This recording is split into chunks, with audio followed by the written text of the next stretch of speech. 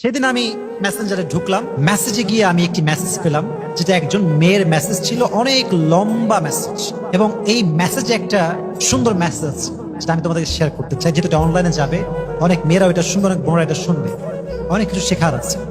একজন মেয়ে মেসেজ দিয়েছে যে, হুজুর, আমার বাবা অনেক বড়লোক মানুষ, অনেক রিচেস্ট, তো আমি অনেক বড়লোক পরিবারের একজন মেয়ে।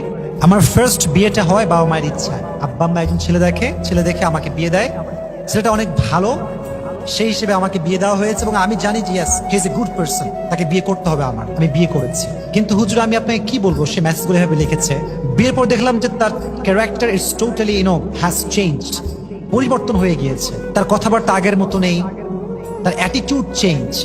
ওয়াইফের সঙ্গে যে বিনয়ের সঙ্গে কথা বলতে হয়, ভালোবেসে কথা বলতে হয়, এটা সে বোঝেই না, জানেই না। আমি অনেক ছোট ছিলাম সে সময়ের কথা, তো আমি কিছু বুঝতাম না যে আসলে স্বামী এরকম কেন করে। একটু বড় হওয়ার পরে বুঝতে পারলাম ছেলেটা আসলে আমাকে বিয়ে করে নাই, আমার বাবার টাকাকে বিয়ে করছে। সে আমার সঙ্গে বিয়ে বসে নাই, টাকার সঙ্গে বিয়ে বসেছে। তো আমার আব্বা এরই মাঝে, মানে এই বিয়ের মাঝেই তাকে এত কিছু দিয়েছে যে তাকে আর ডান বাম তাকাতে হবে না। তো সে আমাকে পরোয়া করে না। অনেক দিন ট্রাই করেছি কনভিন্স করার, তার সঙ্গে মানিয়ে থাকা। মেয়েরা অনেক মানিয়ে থাকে, পরিবার, হাজারো পরিবার টিকে আছে শুধুমাত্র একটা নারীর ইচ্ছার উপরে। নারী সবসময় বলে সরি, সবসময় মাথা থেকে নিচের দিকে অলওয়েজ মাফ চেয়ে চলে, তাই পরিবারটা টিকে আছে। না, কিছু স্বামী এত খারাপ, নারী যদি ধৈর্যশীল না হতো, লক্ষ লক্ষ পরিবারে আজকে ডিভোর্স হয়ে যেত। ঠিক না বলেন যুবক? তারা সবর করে থাকে বলে অনেক পরিবার টিকে আছে। তো সে বলল, হুজুর, আফটার লং টাইম আমি বুঝতে পারলাম যে না, actually he is not perfect man for me, I need to take divorce. এটা ছাড়া কোনো অপশন আমার কাছে নেই। তো আমি অনেক বাবাকে বুঝিয়ে, অনেক কষ্ট করে আমি ডিভোর্স নিয়েছি। যুবক ভাইয়েরা, কি নিয়েছি? ডিভোর্স নিয়েছি। এখানেই কিন্তু কথা শেষ না। এখানে শেষ হলে আমি বলতাম যে এটা আমি কখনো ওয়াজ মাহফিলে বলবো না, তাকে বোঝাতেও যাবে না, because it's a common story. স্বাভাবিকভাবে এটা হয়ে থাকে, মাঝে মাঝেই হয়। পরে এই মেয়েটা ডিভোর্স হওয়ার পরে, একজন মেয়ে একা কয়দিন থাকতে পারে ভাই? বিশেষ করে যে মেয়েদের বিয়ে হয়ে যায়, তাদের আচরণটা পরিবর্তন হয়ে যায়, মাইন্ডসেট পরিবর্তন হয়ে যায়। তারা তখন জীবন সঙ্গী ছাড়া থাকতে পারে না। আমরা যারা সিঙ্গেল, আমরা আগেও সিঙ্গেল, এখনো সিঙ্গেল, থাকলেও কি না থাকলেও কি, আমরা ওইটা বুঝিই না। যাদের কেউ হয়ে যায়, তারপরে ব্রেকআপ হয়, ডিভোর্স হয়ে যায়, তার একা থাকতে অনেক কষ্ট হয়। ঠিক কিনা বলেন? তো মেয়েটা বললো, মেসেজ লিখেছে আর কি, পরবর্তী সময়ে গিয়ে আমি আরেকজন যুবকের সঙ্গে রিলেশন করি, দ্যাট ওয়াজ হারাম রিলেশনশিপ। অনেক লম্বা সময়ের সম্পর্ক আমাদের, কিন্তু বিষয়টা হচ্ছে আমার আব্বা প্রস্তুত না তাকে বিয়ে দেওয়ার জন্য আমার সাথে। আমি আব্বাকে অনেক কনভিন্স করি যে আব্বা একটু রাজি হও, রাজি হও, রাজি হও। তো আব্বা আমাকে বারবার বলছিল, মা, অ্যাকচুয়ালি সেই ছেলেটা তোমাকে ভালোবাসে না, সে একটা মতলবে তোমাকে ভালোবেসেছে, তুমি বুঝতেছো না। কিন্তু আমি হুজুর বুঝি নাই। আমি আব্বা আম্মার বিরুদ্ধে গিয়ে কোর্টে গিয়ে বিয়ে করছি, আব্বা আম্মার এগেইনস্টে গিয়ে।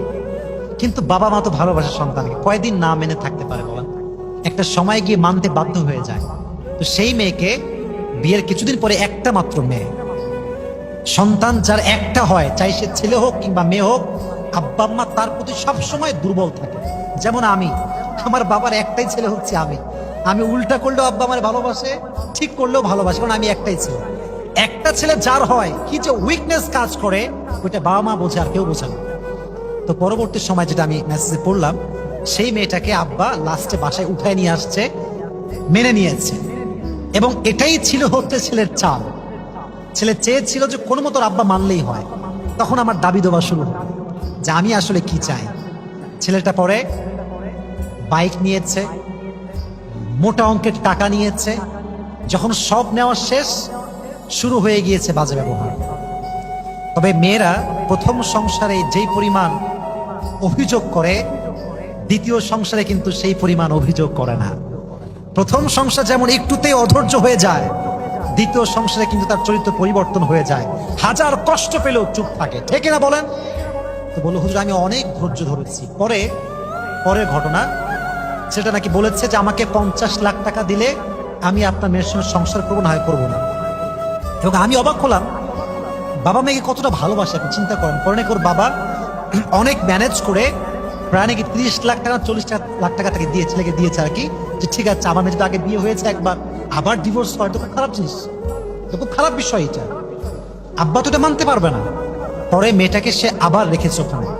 কিন্তু ছেলে তো ছেলেই, ছেলে যখন বেঈমান হয়, এত বেঈমান হয় ছেলেরা, এটা আমি কল্পনাও করতে পারবো না। যারা টাকার লোভী, এদের মতো জঘন্য পুরুষ দুনিয়াতে আর কেউ নাই, ঠিক এরা বলে। সবচেয়ে জঘন্য পুরুষ হচ্ছে এরা। এরা এত নিম্ন লেভেলে যেতে পারে, আপনি ইউ কান্ট ইমাজিন ম্যান, আপনি কল্পনাই করতে পারবেন না। ইস, পরে ফাইনালি সে মেয়েটা লিখেছে অনেক লম্বা মেসেজ, আসলে অনেক ধৈর্য নিয়ে পড়েছি মেসেজটা, এত ধৈর্য নিয়ে কখনো মেসেজ পড়ি না। লাস্টে সে লিখেছে, হুজুর আমার এই সংসারটাও ভেঙে গেছে। তো আমি শুধু এতটুকুই ভাবলাম, আল্লাহ সবাইকে সব দিক থেকে সুখ দেয় না। হ্যাঁ, বাপ কোটিপতি কিন্তু মেয়ের ডিভোর্স হয়ে গিয়েছে 2 বার। বিশ্বাস রাখেন, আমাকে বিশ্বাস করেন, বর্তমান সমাজ হচ্ছে এমন, ডিভোর্স হয়ে গেলে কোনো মেয়েকে সমাজ আর মূল্যায়ন করতে চায় না, চাই সে ভালো হোক চাই সে খারাপ হোক, ঠিক কিনা বলেন যুবকেরা? সমাজটাই এরকম হয়ে গিয়েছে। পরে সেই মেয়েটা লিখেছে, হুজুর আমি দীর্ঘদিন যাবত প্রায় 1 থেকে 1.5 বছর বাসাতেই আছি, বাট আমি একা থাকতে পারি না। ওই যে আগে বলেছি, যা লাইফ পার্টনার হয়ে যায় পরে সে একা থাকতে পারে না। পরে মেয়েটা আমাকে লিখেছে, হুজুর আমি কি করতে পারি, আপনি একটু আমাকে হেল্প করেন, কোন দিনদার কাউকে আমি পাই কিনা, এরকম আমাকে হেল্প করেন। কিন্তু আমি ভাবতেছি, এইটা যুব সমাজে এখন আমাদের যে লেভেল, আমাদের যে চিন্তাধারা, একবার ডিভোর্স হইলে কেউ বিয়ে করতে চায় না।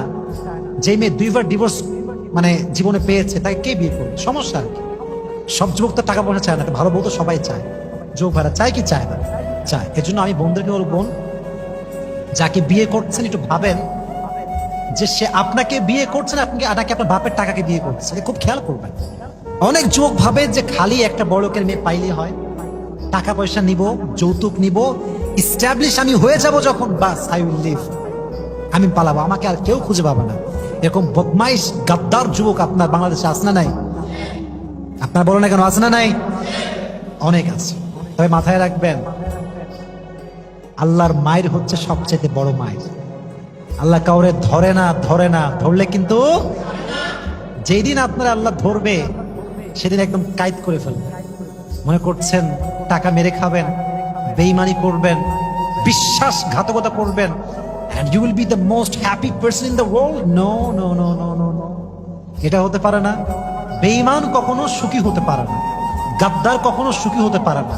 যে মানুষের বিশ্বাস নিয়ে খেলে, তাকে একদিন আল্লাহ এমন ভাবে ধরে, তাকে সমস্ত কিছু থেকে নিঃশেষ করে ছেড়ে দেয়, ঠিক এরা বলে। আল্লাহ যুবকদেরকে হেদায়াত দান করুন, সকলেই পড়ে আমিন। যেই মেয়েগুলো ডিভোর্স হয়ে গিয়েছে, তালাক প্রাপ্তা মেয়ে, আল্লাহ প্রত্যেকটা মেয়েকে ধৈর্যশীল হয়ে তাদের জীবনকে চালাবার তৌফিক দান করে, সকলেই মন খুলে পড়ে আমিন। যুবক ভাইরা, আজকে ভাই বেঈমানি করো না কারোর সাথে, হ্যাঁ? করো না।